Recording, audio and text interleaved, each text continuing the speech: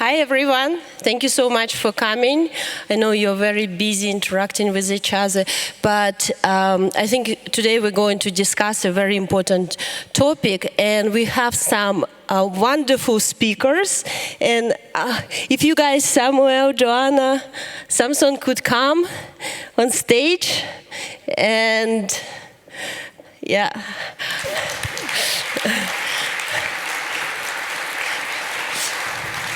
It's a little bit bizarre to speak without them being on stage, and I think these guys have a very unique perspective on the intersection of Bitcoin and politics. And maybe you could first introduce yourself and tell us where your perspective is coming from on this topic. My name is Samuel Kullman. I grew up in Mongolia. And I've been living in Switzerland since I was 16 years old. I've also been involved in politics in Switzerland since I was 16 years old, so for more than 20 years now. I'm a member of the parliament in Canton Bern for 6.5 years now, member of the finance committee, and I'm running in the national elections, which are tomorrow in Switzerland, so I hope to be the first Bitcoiner, the first pleb in the national parliament in Switzerland.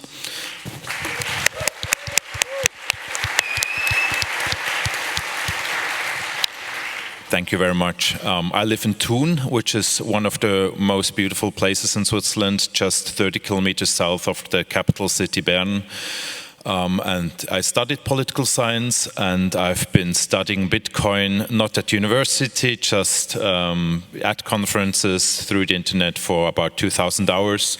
So I'm really very much convinced, and I've been active now for 2 years in the cantonal parliament with our parliamentary group Bitcoin. There are 18 MPs out of 160 that are part of this group, and we try to really bring Bitcoin adoption forward in Canton Bern and foster the education. Yeah, first of all, fingers crossed for you. I'm actually the first Bitcoiner in the German parliament. I left my party last year because of several difficulties, and one of them was they didn't understand Bitcoin. They don't want to have anything to do with it. And now I'm independent, and I started an initiative in the German Bundestag called Bitcoin in Bundestag, Bitcoin in the German parliament, to educate my fellow MPs about Bitcoin, because in Germany it's not that easy that it is in Switzerland. They have no idea what Bitcoin is about. And so my office and I, we want to change that. We want to educate them, and that's a program we started. And it's starting pretty good. We are working together with a lot of experts. And yeah, I'm in the Bundestag for 6 years now. We'll be there for 2 more years, it looks like that. And I want to use these 2 years to really bring Bitcoin forward in Germany. Thank you.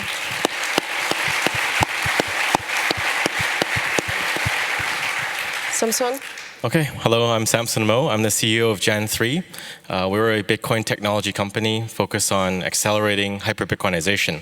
So we want to get Bitcoin into the hands of more people worldwide.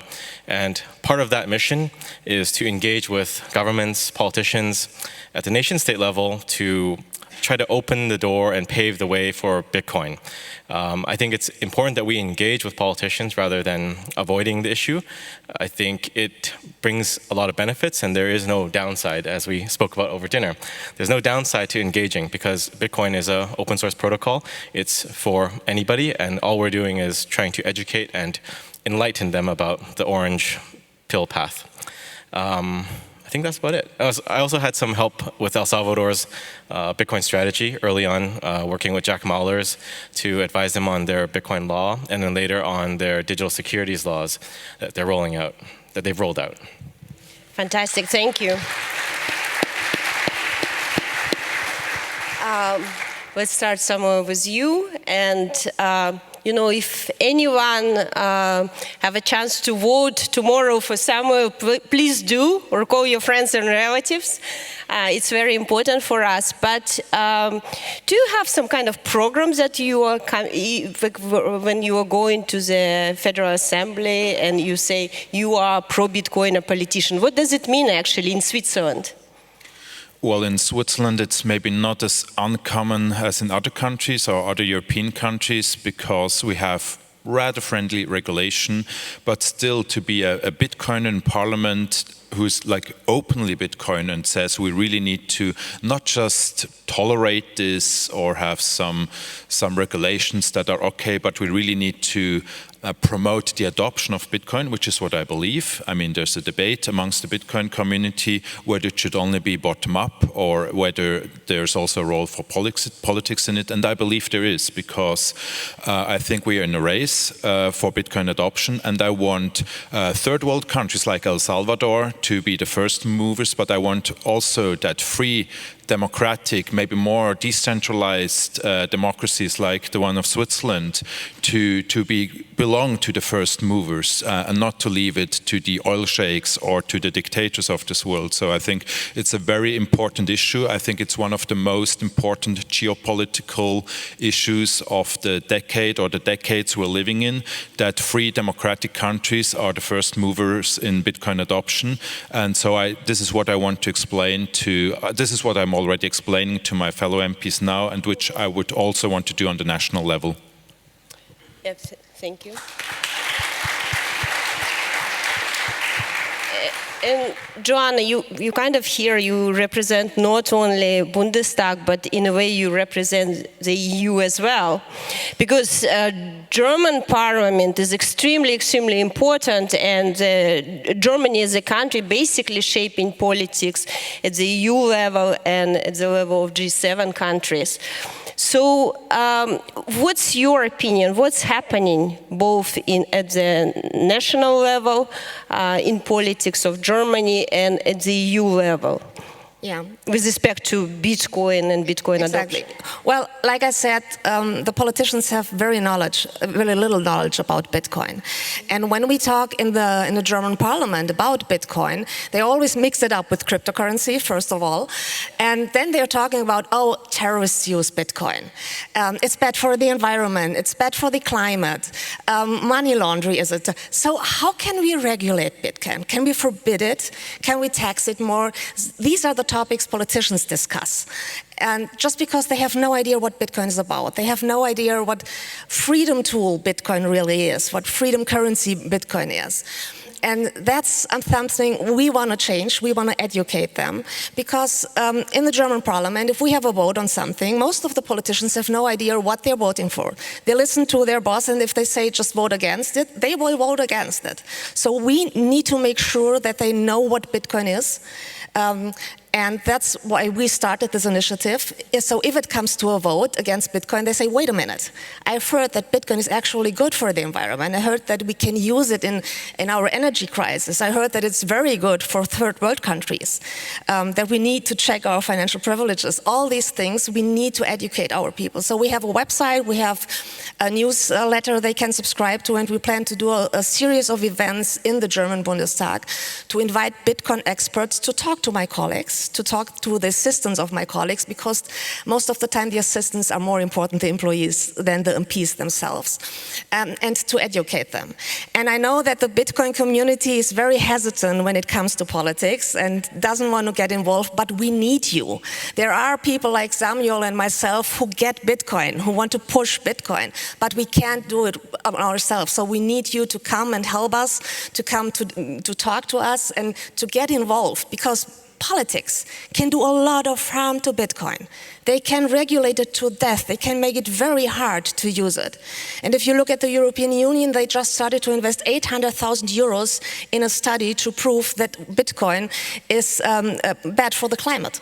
That's the result from the study. That's for sure the result. And then they will say, well, it's bad for the climate. We want to change the climate, so let's go against Bitcoin.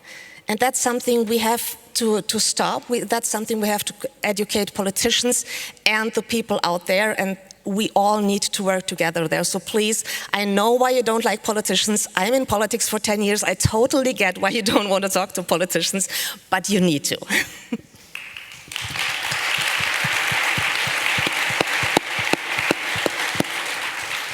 Joana, we actually, I'm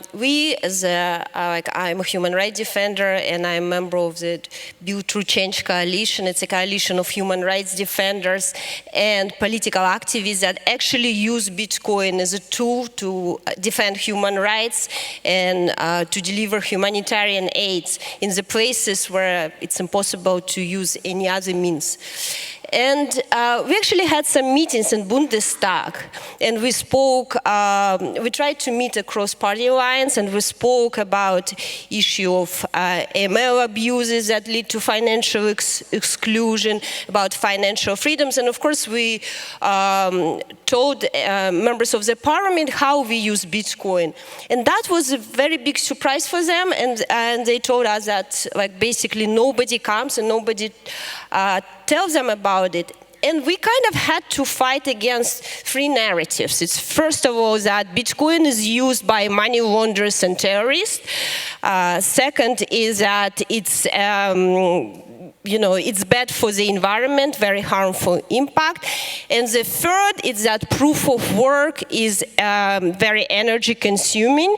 So it should be banned, especially in the light what's happening with the energy policy in the EU.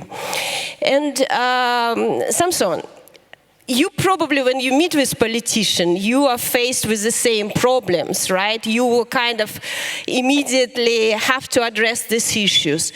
What do you tell them, how you deal with this kind of disbelief in Bitcoin? Well, you have to counter those critiques of Bitcoin, and they're very easy to counter, but like you're saying, they're very prevalent and they are deeply entrenched and reinforced by the mainstream media. So it is a challenge that you have to overcome. But for us, when we are engaging with politicians and governments, we generally have to focus our message. So we don't want to focus too much on the negative. There's a lot of people that can counter that and we can direct them to that. But what we take, or the opportunity to do, is to focus on the beneficial parts and align incentives to Bitcoin, because I think that's more powerful. So it could be pitching to them about starting Bitcoin mining to take advantage of energy reserves that they have and tap into those, or taking advantage of Bitcoin as a reserve asset for backing their currency or just keeping it on their balance sheet. But generally, we're engaged with more of the impoverished nations, the ones that are still developing. And the funny thing is, a lot of these countries that are developing have a lot of energy potential. So if you look at geothermal, the #1 country in the world for geothermal is the Philippines, and it's a very low GDP. And then you have Indonesia as the second highest geothermal potential. So these are countries that could become incredibly wealthy, and you can keep going down that list, but energy is actually abundant. But somehow we seem to have gotten into the thinking that we have to use less, but actually civilization is built on the usage and advancement of energy, from fire until nuclear. So we have to get past that. But aligning those incentives, showing them that you can be a rich nation if you have energy reserves, I think is a more powerful thing. It's similar to Bitcoin. It's alignment of incentives that makes Bitcoin work.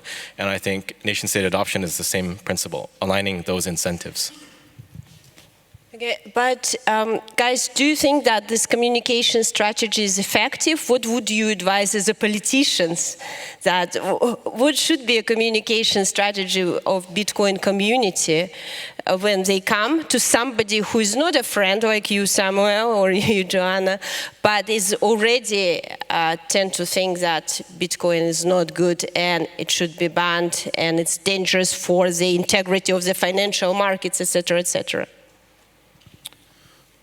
I think it's very important to understand which ideology are they coming from, and then to adjust the response. If they're coming from the Bitcoin is boiling the ocean perspective, then of course you can point out all the things that Samson also now mentioned and how it is actually benefiting the build out of renewable energies, how also the whole social aspects in Africa, for example, to illuminate on that. But for example, with the whole COVID situation, there was also a big debate about freedom rights all over, or at least in the democracies that really strongly infringed on freedom rights. And then if you can show them, look, CBDCs are coming, at least in most countries, they have the potential for total control and total surveillance, or almost total surveillance, then for a freedom-loving person, you need to point out that Bitcoin is the best option we have. And sometimes it's really difficult with conservative people because they really love their cash and they also like gold and silver. But it only gets you so far in today's digital world, and many of them are hesitant towards Bitcoin because they don't like the digitalization. But then I try to point out, look, it's either CBDC or Bitcoin. CBDCs are coming, so you better choose Bitcoin, and we need something for the digital world we live in, and we need freedom promoting technology. And someone once said Bitcoin is property rights for 8 billion people, which is just mind-blowing. And so just adjust the message according to the ideology you're facing. I think most of the time you have to start really at the beginning. What is money? If you ask a politician how is money made, I'm pretty sure 90% has no idea how money is coming into the market. So you have to educate them and start at the beginning. And you have to be persistent. It's not enough if you talk to them once. I have some of Bitcoiners I met on events that printed out the bill my office and I wrote together, and they took it to their politicians and said, hey, that's a proposal from some people in the Bundestag. What do you think about? What do you think about Bitcoin? And then my colleague said, wait, I never talked about Bitcoin. I have no idea what you're talking about. And he said, no problem. I'm coming back in 4 weeks. So let's discuss the topic in 4 weeks.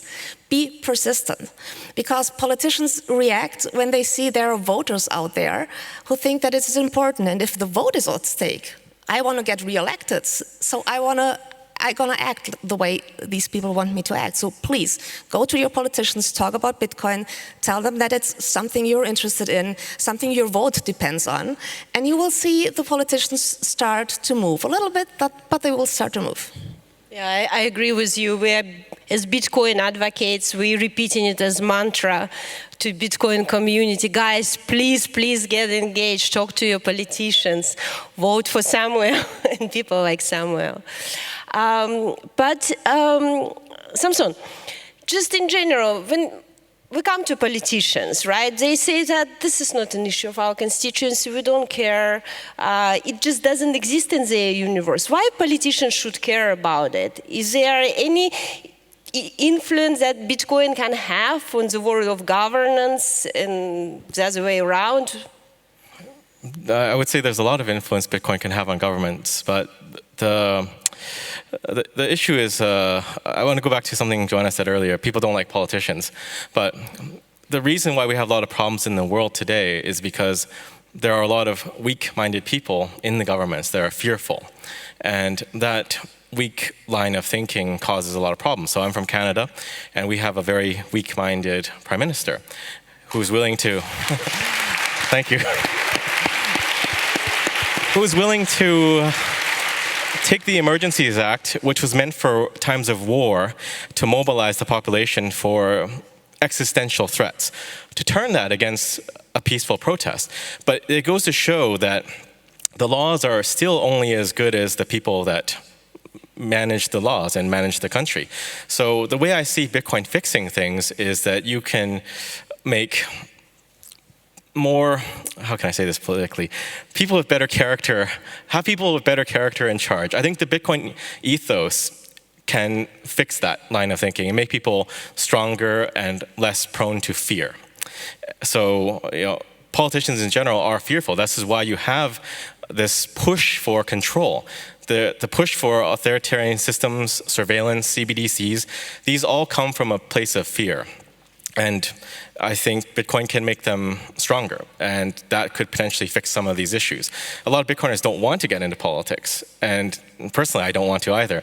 But I also see the need for that, because if you don't do something, if you don't get the governments into Bitcoin in some way, you end up with very dangerous legislation. You can have people trying to ban hardware wallets or self-custodial wallets, limiting transactions. They're already doing that too. But the end point is really just a complete lockdown Orwellian state where no one can do anything. And the only way to fix that is to get them into Bitcoin as fast as we can.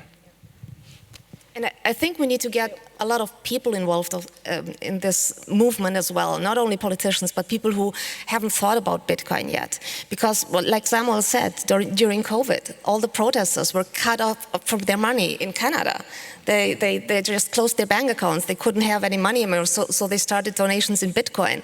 And to see something like that in Western countries is really scary. We knew that from Africa or from Eastern countries, but we didn't know that it can happen also in Europe. And it's going to happen. And I think the moment is now, because we have a crisis in the European Union now. We have a financial crisis, we have a migration crisis, we have energy crisis, we have so many crises, and people start to look for solutions. And if we can point them to say Bitcoin is one of the solutions, Bitcoin can fix a lot of things, that's what we need to get out. Yeah. Samuel, would you like to add something? I think she said it very well. I cannot add anything. Okay. Then my next question is, Samson, you said that a lot of politicians acting out of the place of fear. And we actually see it a lot in the European Union, in the member states. Yeah, energy crisis, environmental crisis, we always wars, terrorist attacks, etc., etc. And in this situation, politicians tend to overregulate. They think that they somehow can fix these problems with more regulation, and more regulation.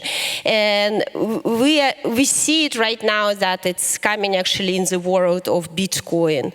And what would be the key issues like you would identify where overregulation is extremely dangerous and where we see that the Bitcoin community really should pay attention to, kind of give us some red flags? Well, I think the Bitcoin community is already aware. Things like limiting transactions, limiting the ability to have a self-custodial wallet, trying to have wallets surveil their users. Those are all the big red flags. And of course, the big one, which is the CBDC. So everyone is aware of these things, and I think we're working to fight against that. But when we as Gen 3 are engaging, one of the messaging points that we try to slip in there is you can't regulate Bitcoin, or Bitcoin should not be regulated. It's just money. And if you go down to the root of money, and again, Joana touched on that point, a lot of people forget what money is. They also forget what energy is too, but we have to kind of reteach them these things. But money is peer-to-peer. It's an abstraction of human time and energy. And there's no need to regulate human time and energy. If you want to regulate illicit activities, you should go after those things, not try to implement a surveillance system to hopefully catch some of those, because it doesn't really work. Like if you look at overreactions, I think the airport security is one example. So you have one person that tried to use a shoe bomb, and then now you always have to take your shoes off when you go to the US. But what's the likelihood of that working again, or someone trying that same method? But the regulations and the attempts to protect people just layer on top of each other again and again, and it makes it more complicated. And in some cases, it can be weaponized against people, because if you have this volume of regulations and laws, then if you have a weak-minded person in charge, they can take that and use that to attack the population. There's always the chance that all these things can be turned against you. And I think we've seen that during the COVID, yes, that they are using that against you. And if you don't speak up, we will have a huge problem also in the Western world. Yeah, I agree. I mean, without Bitcoin, the future could be quite dystopian. But Bitcoin takes away one of the most fundamental things for government to be able to overreact or overregulate, or just taking away the money printer. And I believe most of us, we've heard about the thesis that also a Bitcoin standard would help to reduce the amount or the length of aggressive wars, just because they cannot be financed as well anymore. So I think that is also one very interesting and important aspect. It's a bit more long-term, because we would see the fruits of that more under a Bitcoin standard, and not now yet. But when we talk about social impacts, I think this is also a very, very interesting aspect we should be talking about, and also maybe a thought concerning regulations. Smart governments should really be aware that it's important not to regulate too much, because it just makes it more difficult and more expensive for your own people to own Bitcoin. And as a government, if you're smart about it, like Bukele is, then you want as many Bitcoiners as possible to as many of your citizens to be Bitcoiners, because this will have a tremendous impact on the economy of your country down the road. I mean, of course, if Bitcoin succeeds, but I think we're all here because we have a strong belief, and I think we have very good reasons to believe that Bitcoin will eventually succeed. And the countries, the governments, the politicians that are the first to make the right moves early on, I think they will be legends in their countries. Just in the COVID time as well, in Florida, Governor DeSantis was the first one to open up the state. And he was right, and he went against all the experts, but he was proven right to do so, and the voters honored him for that. And so I think it will be similar with Bitcoin. Samson, you want to add something? No? I forgot. Okay. But I think you see politicians who really fight for freedom. There are some of them. DeSantis is I think one of them. They opened Florida pretty quickly. They were against the mandatory vaccination, and they now passed a law that they don't want to have CBDCs. And when I listened to the talk beforehand from your Swiss central bank guy, they also get it. So people who understand freedom understand Bitcoin. And I think that's the main thing we can take away from that it's a tool of freedom, that it's a freedom currency, and that we need to push that. And freedom is in such danger at this time. I've never thought that living in Germany, we have to fight for our freedom, and that's what we do in Germany in a couple of different political fields. And to get this message out that Bitcoin is freedom, I think is one of the most important things, because people now start to get it, how important it is after COVID. I remember now. It's the point I try to get across is that you cannot regulate Bitcoin at the end of the day, because it is just information. There is no real way to do it. It's similar to the lockdowns. How do you keep people 100% safe from not getting the virus? Lock them in their homes and don't let them talk to any other people, but that's not living. And it's the same for money. Like, how do you monitor and regulate money? You need to surveil them perfectly. And they can't even remember 12 words. You can't even let them write down 12 words. So the end state is you need to put a camera in everyone's home to make sure they didn't write down 12 words. Because if they did, then you're breaking through. So I think it's important to get the point across to them that you cannot regulate Bitcoin. You can try, but you'll fail. So better not to do it at all, and embrace Bitcoin, because it goes back to reteaching people what money is. If you're a country and you want prosperity, you want investment to come in. You don't want to monitor, surveil transactions. You want to be open for business. And that's really how countries grow. And I think countries in LATAM are cognizant of this. They understand we want investment, right? How else do you grow? You want people to come, you want tourism, you want businesses. Well, you have to be open. You don't want, no one's going to go to a country where they're locked down or their money is locked down, because that just doesn't make any sense. And that's also why CBDCs will fail, because people at a core level do understand that this is worse than the current system. And we have examples of this, like in Nigeria, the e-Naira had 1% usage. And even in China, where they have amazing surveillance and controls, I don't think the CBDC is working. And people still trade Bitcoin in China too, because it's peer-to-peer. But it's, very hard to act when you're pushed into a gray area. Yes, it's impossible probably to ban everything, but, over-regulation in Europe basically leads that a lot of businesses and business people leave Europe, right, and go elsewhere. But don't you think there are some inherent risks that come, and they're dangerous for the rest of the world globally, that come actually from the Western overregulation of the financial markets? Well, Western overregulation can serve as an example, but I think ultimately the failure of that regulation will serve another example that it doesn't work. You cannot regulate money. You have to let that go and also give up printing money too. So other countries will become more prosperous as they adopt a Bitcoin standard and they're open for capital investment. Like, just look at all the people emigrating to El Salvador. There's proof that you want to go to where you can be free and your money is free.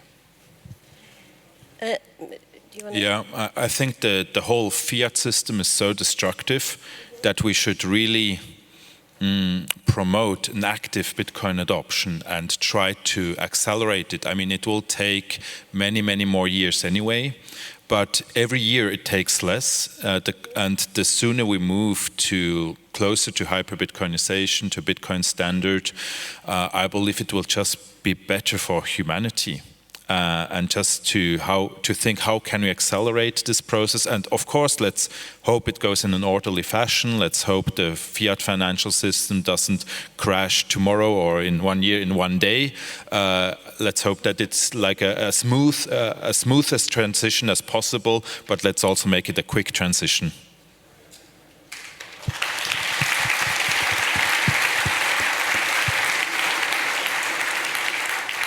But at the time of CBDC, we're expecting that it will be implemented very soon, and every government around the world is preparing its own program.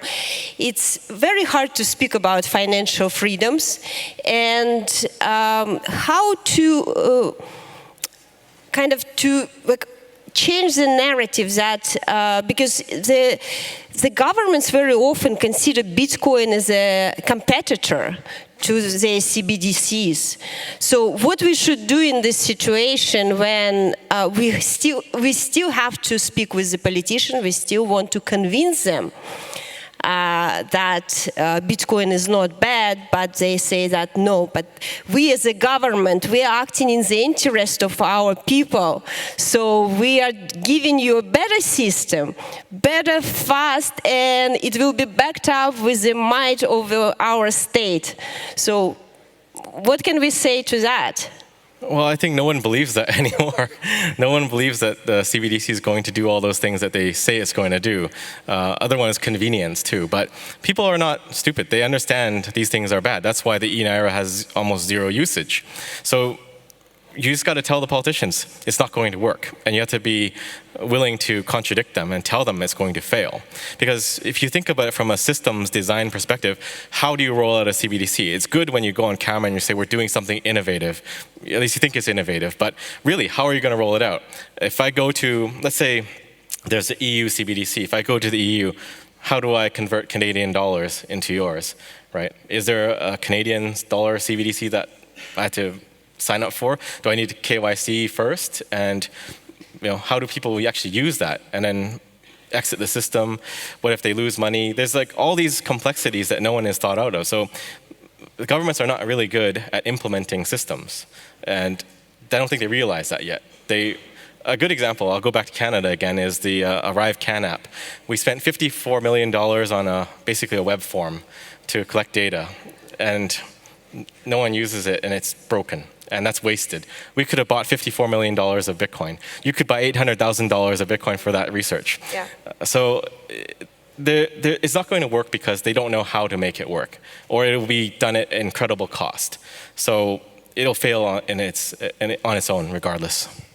But we also need to get the information out to the people, because we've seen it with the mandatory vaccination, and they said, oh, you get something if you get your vaccination. And if they say, well, if you go shopping and you get 10 or 20% off if you use CBDCs, I think there are a lot of people who would do that. So we need to get the information out that it's dangerous to start with it in the first place. And that's also something we have to take with it. Yeah, and who should deliver that information to people? How we should educate people? Well, first of all, we started in politics, and we need to get the message spread out to the people, and I think the Bitcoin community has to speak up. And it's okay to just live inside a bubble like we politicians do from time to time, but you have to get out of your own bubble and talk to the people who are not within that and educate them about Bitcoin. And I think it really needs to be the Bitcoin community and not the crypto companies or the crypto community, but the Bitcoin community, because the citizens, they need to be also in a way, protect, not by the state, but actually by the Bitcoin community, protect it from fraud.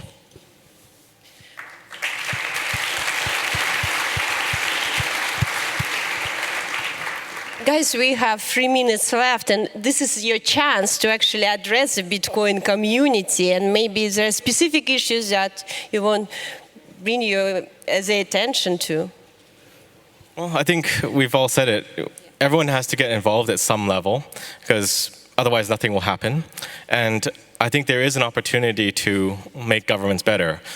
Governments are made up of people, and if you can influence the people inside, get them to understand Bitcoin, and I believe Bitcoin encourages first principles thinking, we can fix a lot of these issues, like energy is good, Bitcoin is good, you can't regulate information. These things are simple to get across, and it's up to everyone in this audience to go forth and spread that message. Yeah. Just speak up. Just speak up and come and find us, talk to us, so we can plan together how we can spread the word. I mean, the Bitcoin community is so fascinating, it's so diverse, and yet we find so much agreement on a number of really, really important things in the world, but also in politics.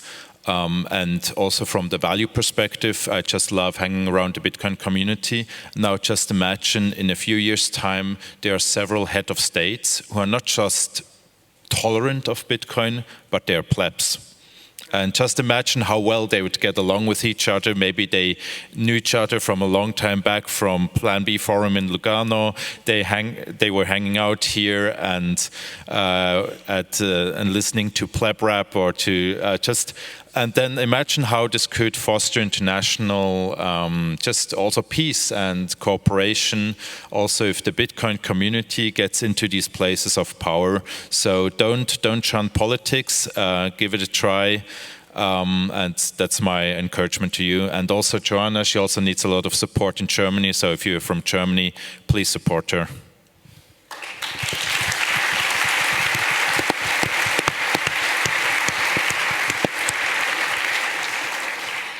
Thank you so much, guys, for this very interesting discussion, and thank you, everyone, for coming and listening to the topic that some people in the Bitcoin community consider very boring, but I think it's very important, and I would like quickly to add one thing.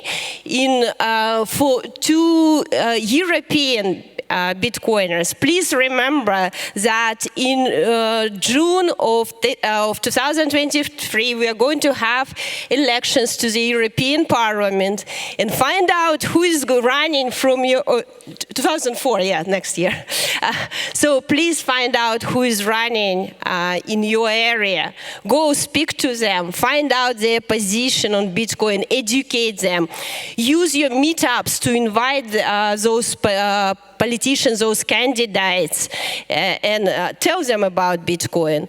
And because that next parliament is going to be extremely important. There are a lot of bad regulations coming out of the European Commission, and we can stop them only at the level of European Parliament. Please act. Thank you very much.